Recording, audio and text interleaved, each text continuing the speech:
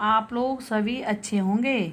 आज मैं आप लोगों को इतिहास में पार्ट ए का जो टॉपिक है फ्रांसीसी क्रांति, तो मैं आपको आज फ्रांसीसी क्रांति के बारे में थोड़ा सा समझाऊंगी और आपको जो मैंने काम दिया था उससे आपको थोड़ी और अच्छी समझ में आ जाएगा। ये जो फ्रांसीसी क्रांति थी ये सन 1789 ईस्वी में हुई थी। तो ये जो पेरिस नगर है ये फ्रांस में है। तो हम आज इसके बारे में पढ़ेंगे। 14 जुलाई 1789 की सुबह पेरिस नगर में आतंक का माहौल था। आतंक यानी कि हिंसा का सहारा लेने वाले, यानी राजनीतिक या जो विचारधारा या जो आतंक, हिंसा और लूटपाट की लड़ाई का औजार बनाने वाले, या जो एक उग्र रूप धारण कर लेते हैं, या जो विस्फोट सामान या बम गोला आदि बनाते हैं, इसे आतंक कहते हैं। तो यहाँ पे आतंक का माहौल फैल गया था।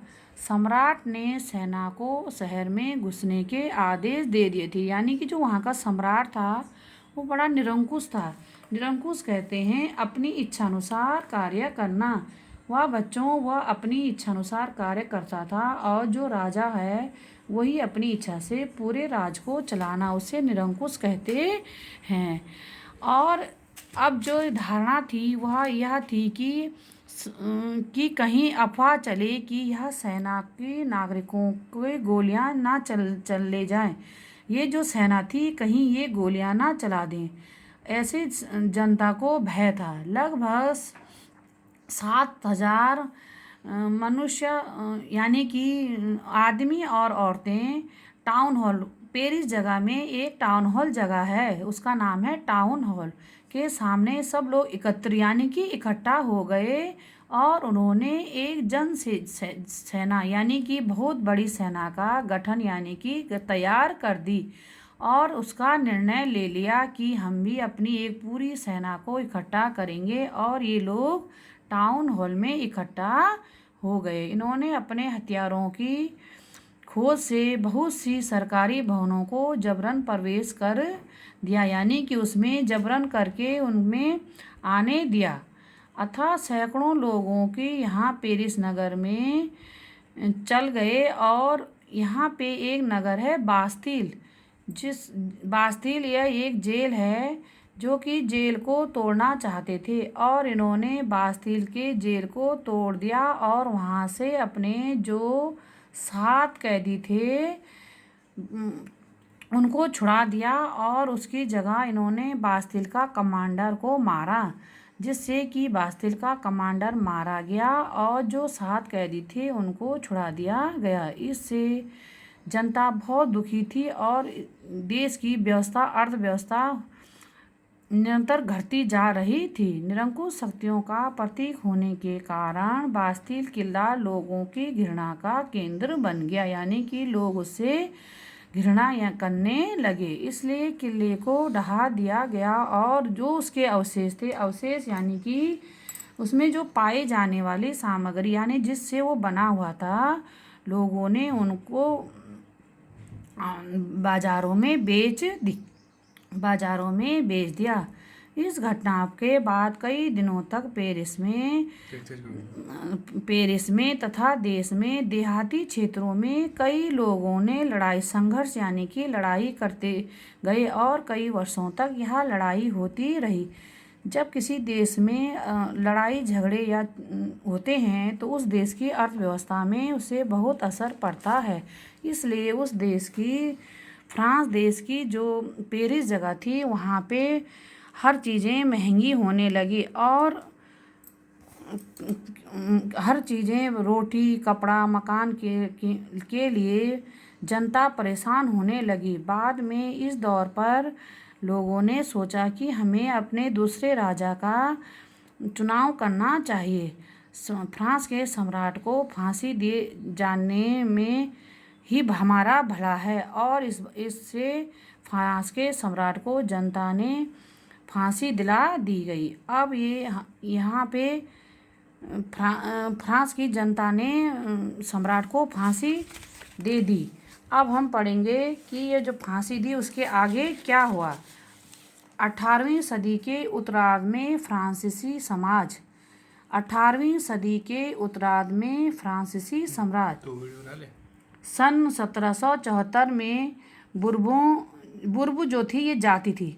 बुर्ब ये नाम पड़ा इनका। बुर्ब जो थे वो राजवंश ये जाति थी जो कि लुई 16वें इसमें लगा लुई 16वें फ्रांस की राजगद्दी पर आसीन हुआ। उसके बाद जब उस फ्रांस के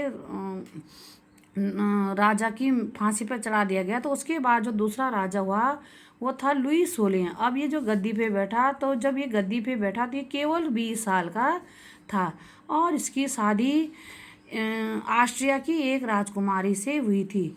जब इसका राज्यारोहण यानी कि जब ये गद्दी पे बैठा तो उस समय सारा जो राजकोष था वो ख़त्म हो चुका था, यानी कि नष्ट हो चुका था।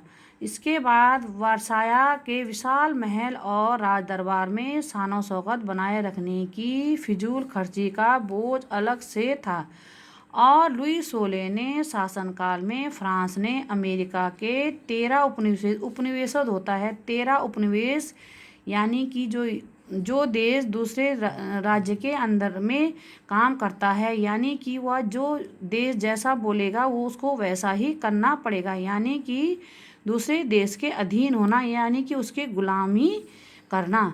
फ्रांस पर 10 अरब से ज़्यादा कर्ज लिब्रे का कर्ज था, जबकि पहले से ही 2 अरब लिब्रे का बोझ चढ़ा हुआ था।